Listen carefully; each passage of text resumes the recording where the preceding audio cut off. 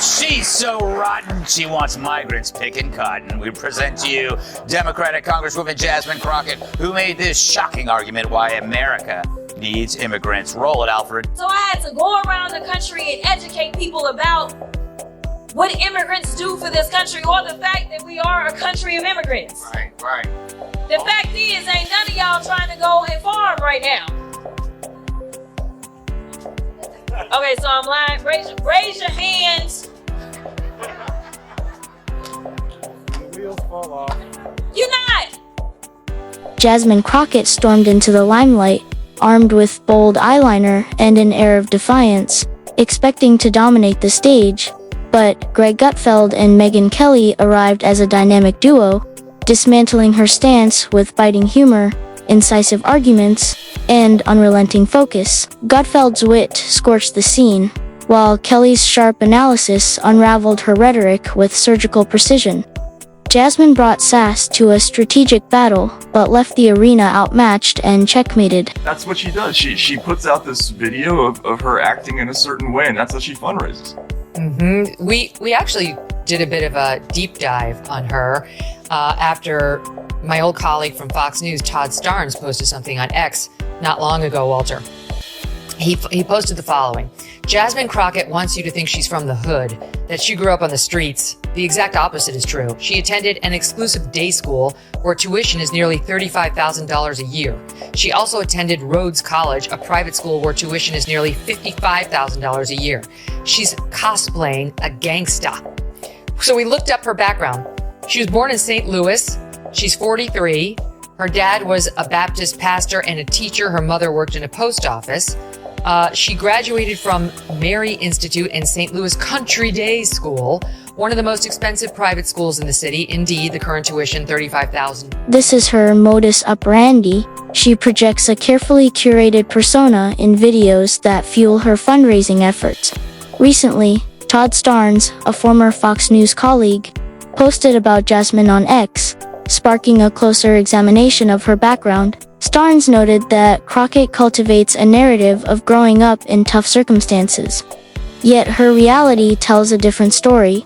Born in St. Louis, her father was a Baptist pastor and teacher, her mother worked at a post office, and she attended one of the city's most prestigious private schools, where tuition now exceeds $35,000 annually. She later graduated from Rhodes College, a private institution with tuition nearing $55,000 per year. Jasmine's streetwise image appears to be a carefully crafted facade. Jasmine Crockett's got another hot take. No blacks and whites on a wedding cake. The Democrats' new chosen one, Jasmine Crockett, is in the news again for an old clip where she attacked Florida Rep. Byron Donalds for marrying a white woman. Roll it, Bertha. The fact that you sitting around talking about life was better under Jim Crow? Is this because you don't understand history? Or literally it's because you married a white woman and so you think that they're whitewashing? That's not very woke, is it? Greg Gutfeld and Megyn Kelly, seasoned media powerhouses, didn't hold back. Their approach wasn't about flashy dramatics, but a calculated, verbal takedown. The result?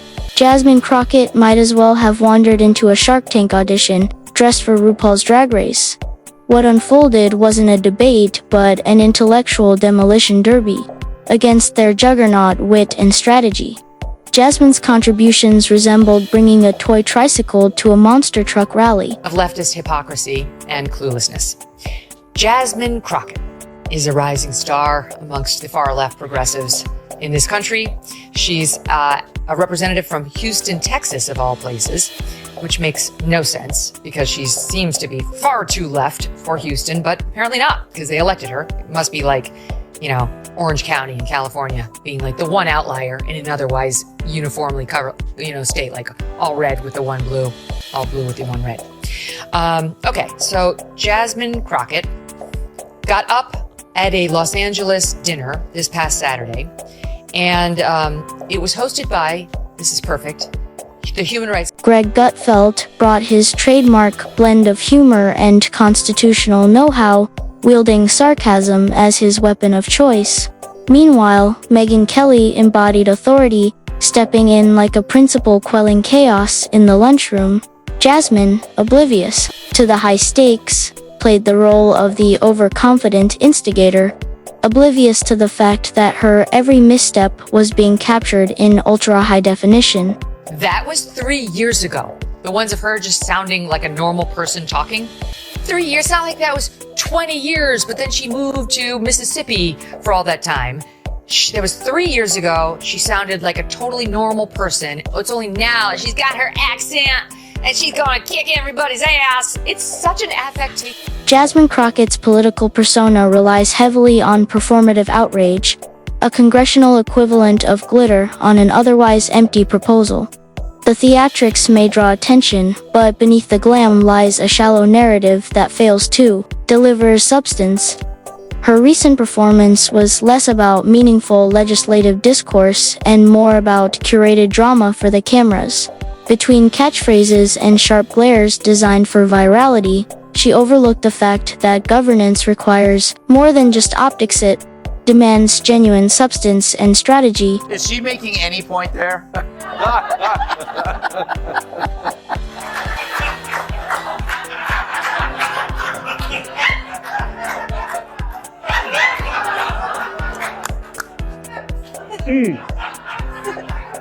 Like this makes me wish my mom made different father choices.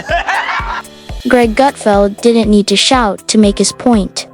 A few dry quips were enough to unravel Jasmine Crockett's arguments, leaving them crumpled like a bargain bin suit. He dismissed her policy positions with the kind of nonchalance that made them feel as irrelevant as expired coupons, invalid and unworthy of serious attention. Meanwhile, Megyn Kelly exuded calm authority, dissecting Jasmine's flimsy record with precision. Watching her dismantle Crockett's political persona was akin to witnessing an IRS audit conducted with a grudge, brutal, methodical, and satisfying. So this is funny. Jasmine Crockett sits on the Judiciary Committee, and about a month ago, Walter? I tested that. Yes, before we saw this. Yeah, and the hearings, the full committee hearings, are quite long. You can be there for over 4 hours. So, and they let the most junior members ask questions last. So I had to sit for quite a long time.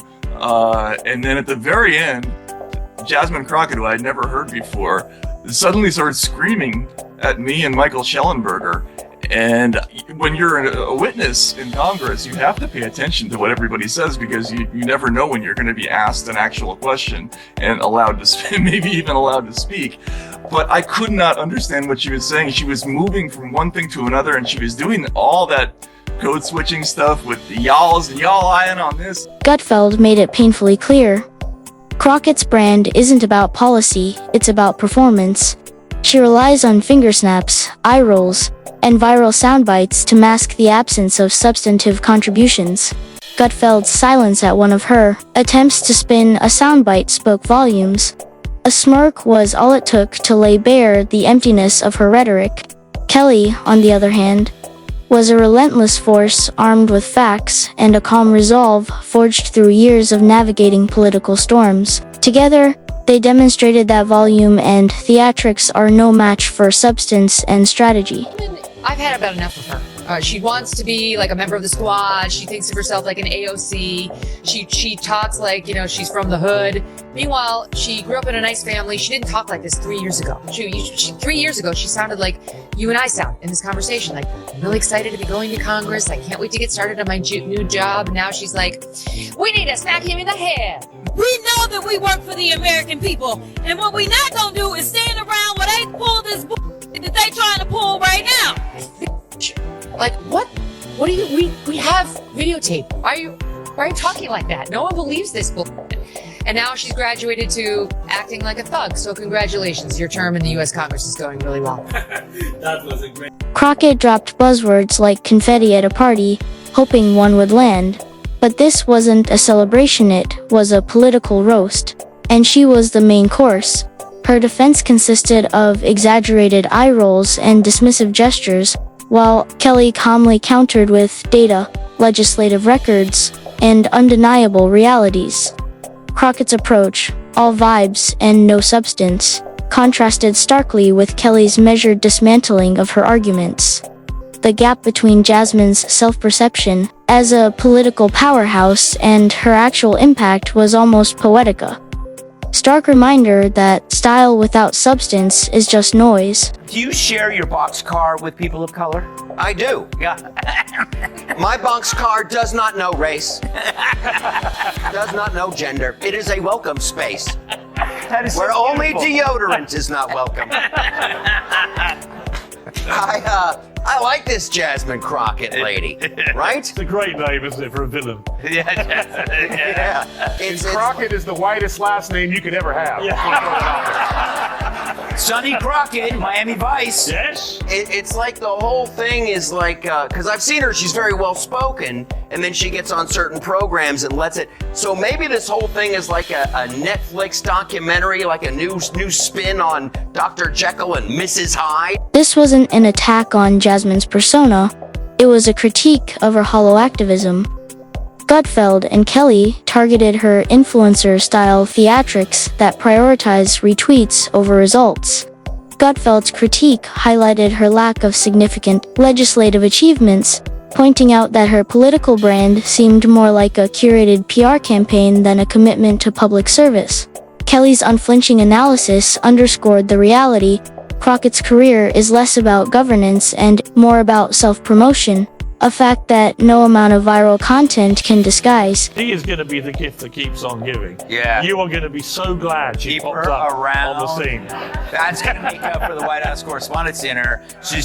We're gonna get a segment a day from. Jasmine Crockett's strategy delivering emotional TED Talks in place of actionable policy was laid bare by Gutfeld's sharp observations and Kelly's clinical precision. Gutfeld likened her political engagement to microwaving a frozen meal and calling it gourmet, while Kelly exposed the hollowness of her claims with minimal effort. Crockett's rhetoric was a house of cards, collapsing under the weight of scrutiny. She postured as a trailblazer for justice, yet her lack of preparation and reliance on theatrics revealed her as more of a performer than a policymaker. It was a takedown that showcased the stark contrast between genuine public service and superficial branding. If you're gonna talk about Black history, at least know it. This is, at least know it, right? But it goes back to, that was 45 seconds of some of the, like, Kamala, you good right now. That was some of the dumbest I ever heard in my life. Here's the thing. This goes back to what we talked about earlier. They never have a solution. Just listen to your dumbass talk. You want to talk about agriculture? Why don't you fix the lottery? Why don't you make it easier for people who want to come into this country to work in agriculture and equitation? Jasmine Crockett's go-to political weapon is her stare. Yes, that stare. It's her last-ditch attempt to project authority when her arguments have evaporated, as if she's guarding some profound secret that no one else can comprehend. Unfortunately, for her, Greg Gutfeld and Megyn Kelly don't entertain theatrics. They've seen this act before, and they know it's not powerites, a stalling tactic dressed as defiance. The roasting they delivered was so thorough it didn't even require follow-up. Crockett's silence wasn't thoughtful. It was the sound of someone running out of spin mid-performance, only to realize the applause wasn't coming. This wasn't an off day for Jasmine Crockett. This is the recurring theme of her political brand. Her congressional tenure thus far could be described as a loud, flashy demonstration of style over substance. She approaches the chamber like it's an open mic night at a slam poetry bar, mistaking noise for resonance. Meanwhile, back in reality, Gutfeld and Kelly's takedown wasn't just a critique, it was a public service. Their commentary cut through the performative haze, offering a sharp reminder that vibes are no substitute for vision. Crockett doesn't seem to be representing her constituents so much as curating her social media presence, and after being thoroughly memmed by two of the sharpest minds in political commentary, you'd expect her to pause, reflect, and recalibrate. Instead, she likely doubled down, perhaps releasing a statement full of emojis, filmed from the backseat of a Tesla while quoting Malcolm X out of context. Gutfeld, in his signature tone of detached amusement, pointed out the obvious: performative outrage doesn't make you a politician, it makes you a YouTube reaction channel in a blazer. Kelly, meanwhile, went straight for the jugular, dismantling not just Crockett's arguments but her entire political persona. It was intellectual demolition at its finest, a takedown so sharp and deliberate that it left no room for misinterpretation. Crockett wasn't ready for this mental chess match. She arrived equipped for a slap fight, mistaking the rules of engagement entirely. And here's the kicker, she probably walked away thinking she won like a Survivor contestant, finishing dead last but claiming it was all part of their social strategy. No, Jasmine, you weren't playing the game. You got played.